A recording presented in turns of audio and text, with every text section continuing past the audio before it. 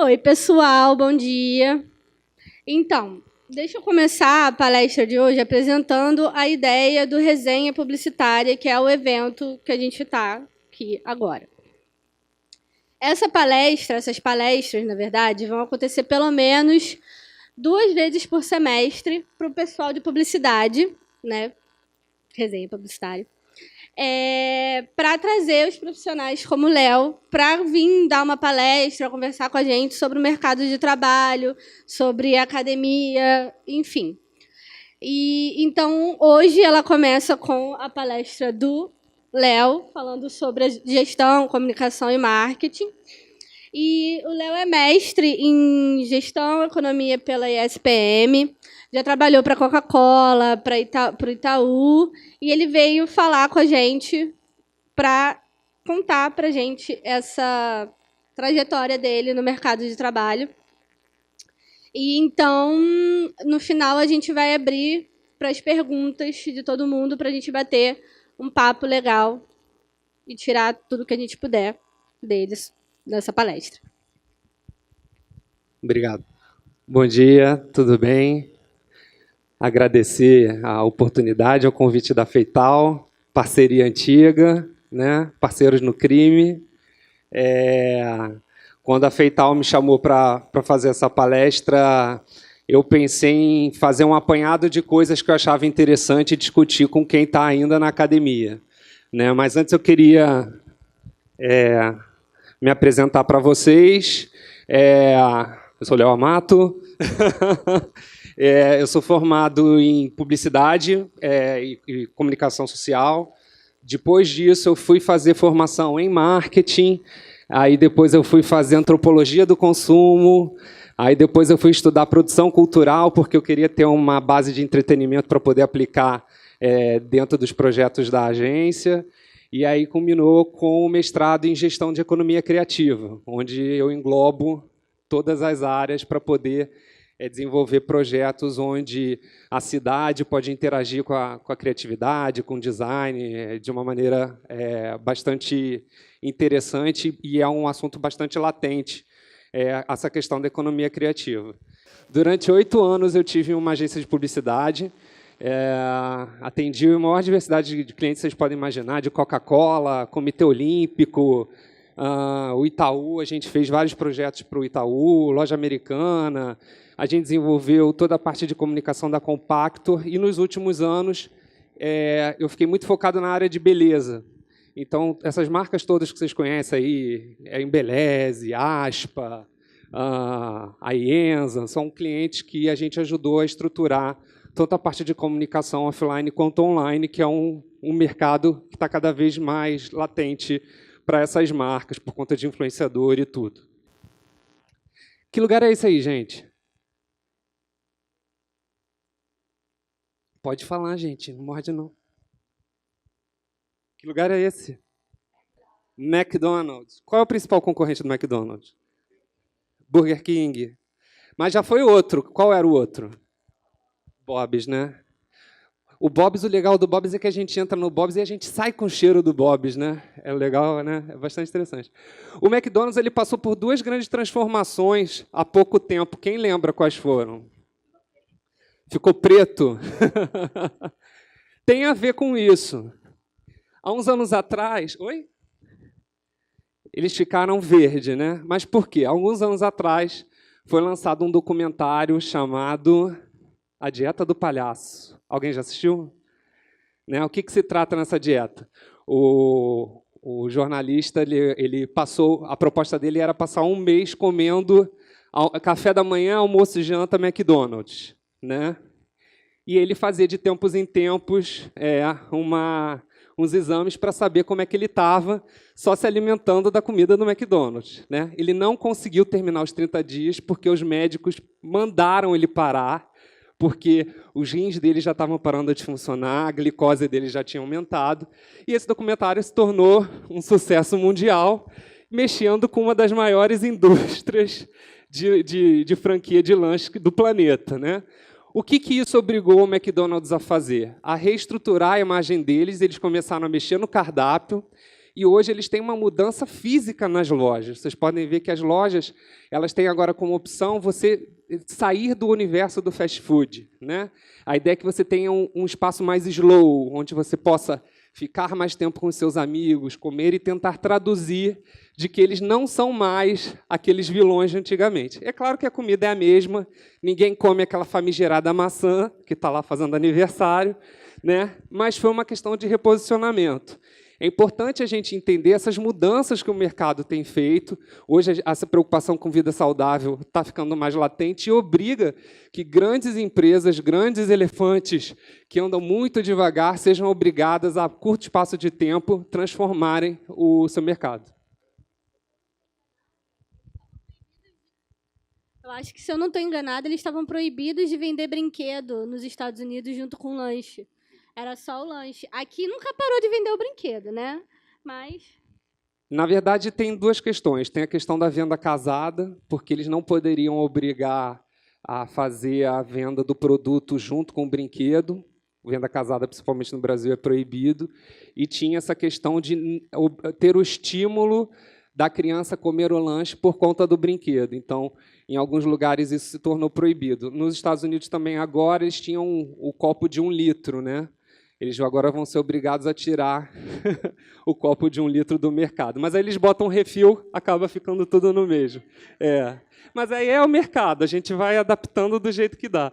Esse cara, ele é muito sagaz, né? Ele tem um negócio muito bonito chamado Teleton. Vocês já ouviram falar? Ele fez, no ano anterior, quando ele perdeu a negociação com a Endemol, ele fez o Teleton e ele criou uma gincana, que era o seguinte: os artistas iriam ficar presos num estúdio durante todo o Teleton, cumprindo provas. E aquelas provas iriam valer um prêmio que seria doado para o Teleton. Bonito isso, né? E ele chamou isso de Gincana dos Artistas. E ele alegou na justiça que o Casa dos Artistas nada mais era do que um programa que ele tinha registrado e que já tinha sido exibido e a Globo não falou nada, que se chamava Gincana dos Artistas. E esse cara conseguiu fazer 3 edições, obrigou a Globo a fazer o Big Brother, porque vocês não sei se sabem disso, a Globo foi obrigada a fazer, porque a Endemol abriu um precedente para a Endemol perder os direitos do Big Brother no mundo, porque o Silvio Santos poderia vender. Olha como esse cara é sagaz, né? E aí a Globo foi obrigada a produzir, e hoje ela se deu bem com isso, tanto que ele até desistiu do formato, né? Apesar de que a casa ainda está lá. Quem já foi no Anhanguera, a casa da Casa dos Artistas está montadinha lá, então ele pode surtar um dia e botar a filha dele lá dentro, né? Aquelas 300 filhas que ele tem lá, aí fica parecendo Jequiti, Jequiti, Jequiti. E esse cara aí? Walt Disney, mais conhecido como... Não vou nem falar, eu ia falar besteira, negócio de comunista e tal, não vou falar Zé Carioca. Tá até na Netflix, quem quiser assistir o desenho animado do Pato Donald conhecendo a América Latina, recomendo verem que o Disney não é só princesas e felicidade, né? É bem interessante. Dá uma angústia assistir depois que você sabe de todo o histórico, né? Recomendo muito vocês estudarem, tem um livro chamado Nos Bastidores da Disney, se eu não me engano agora está até com uma edição de luxo pela Saraiva, em que eles mostram como é que é o dia a dia de funcionamento do parque. E é interessante essa preocupação da experiência. A gente vê a experiência cada vez mais latente acontecendo na nossa dia. A gente tem o virtual e a experiência ao mesmo tempo, né? E vocês conseguem descobrir detalhes do tipo, eles retocam os postes todo dia quando o parque fecha, para que ninguém tenha a sensação de ver que tem alguma coisa deteriorada no parque. Que nos bastidores do parque existe uma área delimitada no chão, em que a pessoa que é um personagem ela tem que até aquela área ainda estar fingindo ser o personagem para não correr o risco de alguma criança passar, ver uma porta aberta e ver um Mickey sem a cabeça, por exemplo, né? Todo parque só tem um Mickey, né? Porque não existe isso do Mickey estar no teatro e estar na casa dele tirando foto com as pessoas. O Mickey é um só em cada parque. Então, tem os horários onde o personagem está. Oi? Exato. Não, são coisas assim que vale a pena ler. Vocês ficam surpresos com o nível de cuidado que eles têm. E é a sensação que a gente precisa ter cada vez mais dessa preocupação com a experiência individual das pessoas. Então, isso a Disney já está fazendo há anos. As marcas precisam começar a se adequar a isso e entender que a experiência é o caminho que a gente precisa. Vamos lá. Aí eu separei umas historinhas bem rápidas. Pode passar. Visa e Mastercard. A Visa ela é uma das maiores líderes de cartão de crédito do mundo, e a Mastercard estava vendo que estava perdendo cada vez mais o mercado para a Visa. E eles encomendaram uma pesquisa de personificação dos cartões para as pessoas. E eles fizeram um questionário que envolviam quase 500 perguntas para cada pessoa. Né? E as perguntas eram as mais loucas, era do tipo, que cor você associa ao cartão? Se o cartão fosse sua namorada, qual seria o nome do cartão? Eram perguntas desse nível. E aí eu separei umas coisas interessantes, que dentro dessa pesquisa, eles conseguiram definir que Visa, na visão das pessoas, era um consumidor de, no máximo, 30 anos de idade, provavelmente era um empresário, baladeiro, gostava de sair, beber, e provavelmente ele iria morrer praticando um esporte radical. Era o nível da pergunta, chegava até a morte. Né? E aí, interessante que eles foram ver Mastercard, e Mastercard, lembrando que a pesquisa foi encomendada pela Mastercard, era um consumidor acima dos 50, provavelmente era aposentado, o highlight do dia dele era cuidar do jardim, e provavelmente ele ia morrer dormindo. Né? Então, isso foi o que os consumidores trouxeram de informação para a Mastercard. Aí eu pergunto a vocês estão lá trabalhando no marketing da Mastercard, vão ter que desenvolver a campanha e recebem esse resultado da pesquisa. O que vocês fazem? Chorar, né? Mudar o posicionamento, chegar mais próximo da visibilidade da Visa? O que vocês fariam? Hein? Afeitar, a gente já sabe que é chorar. Mastercard não fez nada. Eles acharam um resultado bom. Por que vocês acham que aconteceu isso? Por que eles chegaram nessa conclusão? O que existe? Por isso que é importante a gente estudar pesquisa, aquela disciplina que ninguém aguenta. Estudem. Depois vocês descobrem o que vocês precisam. Aí você tem que ouvir do diretor de planejamento da agência, vai estudar marketing. Não estudou pesquisa? Então, vai estudar agora. O que está escrito aqui para a gente nas entrelinhas? Aqui, essa marca tem uma relação volátil de curto prazo. Aqui, tem uma relação de longo prazo. Esse velhinho vai morrer com o cartão de crédito no bolso. Né? Pode passar. E aí, eles chegaram naquela campanha que durou mais de uma década no ar, que é a Priceless, que não tem preço. Então, quando você for lá pagar o lanche para o seu crush, você vai pagar com o McDonald's no Visa. Mas agora, quando você for pedir a sua namorada em casamento, né, para virar tua noiva, você vai puxar o Mastercard. Porque é um outro tipo de relação. É uma relação que não tem preço. Né? Pode passar. Tem um videozinho só para a gente ver.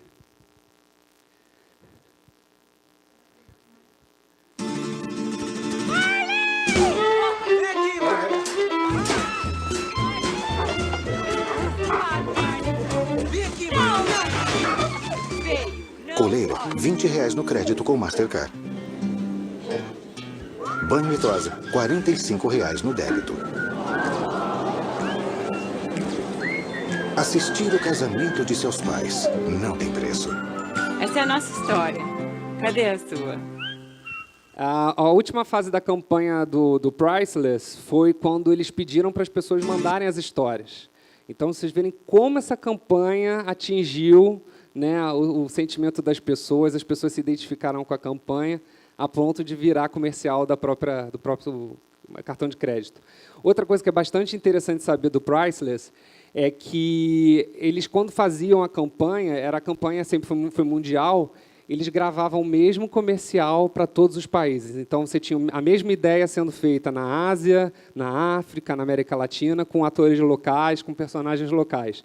Então, isso mostra também a força que a marca teve de investir e tentar chegar mais perto da realidade do público, para não ficar todo mundo aquela branquitude americana. Né? Volta. Isso aqui era outro case que eu queria trazer para vocês. Vocês já viram isso aqui, gente? Isso é fantástico. Isso é diesel original. A Diesel, entendendo que ela é uma das marcas mais falsificadas do mundo, ela pensou bem e falou assim, vou lançar a minha própria marca falsificada. Já que os outros falsificadores estão ganhando dinheiro comigo, eu vou fazer isso também. E ela criou a Diesel, né? Que não é a Diesel, só que são produtos originais. E aí tem a reação, eles já abriram no Camelódromo, em Nova York, uma loja da Diesel, e tem a reação das pessoas comprando os produtos. Deixa eu mostrar para vocês, está no YouTube. So you're trying to go for Diesel, the brand, but it's spelled wrong. It's close enough. New York, New York, capital of cool, where people dress to impress, and status is decided by big brands and hefty prices. Unless you don't care about that stuff and wear whatever the hell you want, even if it's a knockoff. So, in your honor, we opened our own knockoff store, Diesel. What's up, Playboy? Diesel. Authentic. Check it out. Real diesel in there. That's not real diesel. Diesel. What do you mean not real diesel? You know this is not how you spell diesel, yeah? I spelled tomato, you spelled tomato. D-E-I-S-E-L. Diesel. DIE. You're not a cop, are you? No. All right, come on. What are you, a nerd? You checking for spelling? 1 for 20 and 2 for 40. Happy birthday. Dude, look at me. I know style.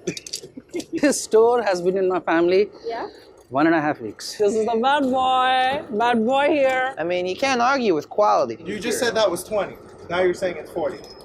Look, we're splitting hairs here, buddy. I mean, I like it. It's a cute sweatshirt, but 20 bucks. 10. I'll do 15. So much stuff, 90 bucks. All right. Keep it real. Thank you guys. It's nice, that's what I'm saying. They're a good knockoff. Knockoff? Real diesel, man. Why are you calling it a knockoff? What you thought was a knockoff was actually genuine limited edition Diesel.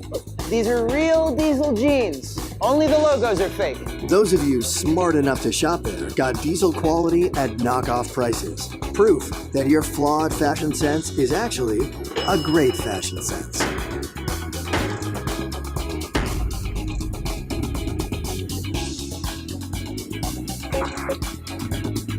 See? I told you. Original.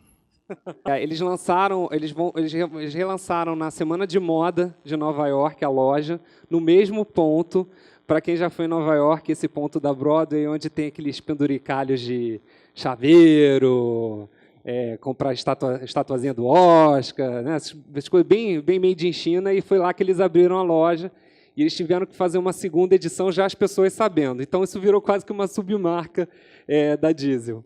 Vamos lá?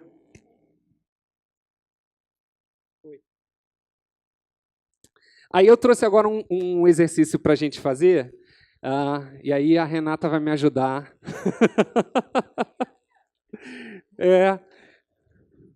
Por isso mesmo, jornalista também entra na roda, né? Então, olha só que interessante. Eu tinha uma demanda do meu público que era, toda vez que eu abria aquele pacotinho famigerado de passatempo, eu queria só comer 3. Se eu guardasse o biscoito, o que acontece com o biscoito? Ele fica dá aquela amolecida, né? Então, uma mãe que quer mandar na lancheira do filho 1 ou 2 lanches, o que acontece? Esse biscoito acaba estragando. Para tentar pensar nessa solução, para atender essa demanda, o que a Passatempo fez, a Nestlé fez? Lançou a versão lanchinho com o mesmo gosto do Passatempo. Passatempo, vocês sabem que eles têm, né? A gente sabe que assim, você come o Passatempo, ele desce, digere e ele para sempre aqui. Ele não vai embora, né? Então, pensem bem antes de comer o Passatempo.